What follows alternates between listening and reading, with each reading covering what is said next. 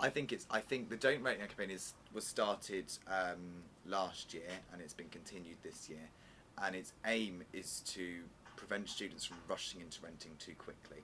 We all often get complaints and concerns from students through our advice department and through our student reps on the fact that they rushed into their tenancies, they didn't get their contracts checked, and they ended up in a property that was below the standards to what they were expecting and what they needed. And I think overall the campaign's actually had a great impact on preventing students from renting too early and actually putting it off until January, February, March time. So I think it's been quite good. And what made you create the Don't Rent Yet campaign? Don't Rent Yet is about making sure that students have all the information they need before they move into a property. So it's not necessarily putting a time limit on when you should or shouldn't rent your house. It's just saying stop, don't rush ahead with it, make sure you've got all the information you need first. What do you think of the Don't Rent Yet campaign idea?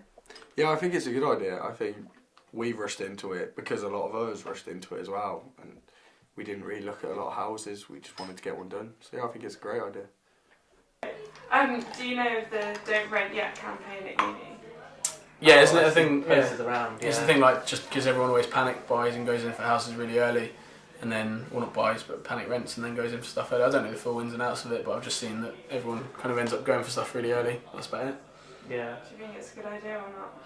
I think it's quite good because I remember in our first year we everyone was constantly talking about houses like the month before Christmas, and it was just, which would be just November, I believe, and everyone was just panicking about not getting a house and going to run out of spaces.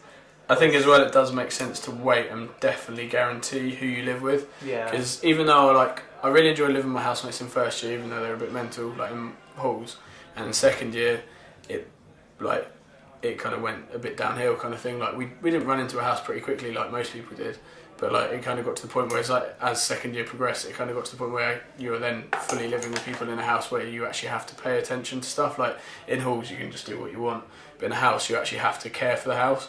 And a lot of my housemates in second year just had no respect and no just care for anything kind of detailed like that. So it's a shame, but this year it's nice because we're all on the same course as well, so we all take time out to cook dinners for each other and make the most of having a nice house and do the most from it kind of thing. So that's always good. I think there's a fear that people will get bad houses if they leave it later.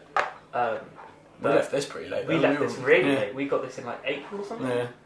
We left it. We got it like a month earlier, and then it fell through because the landlord was going to sell it, and then the sale fell. No, that was it. He was going to buy another house, and then that sale fell through.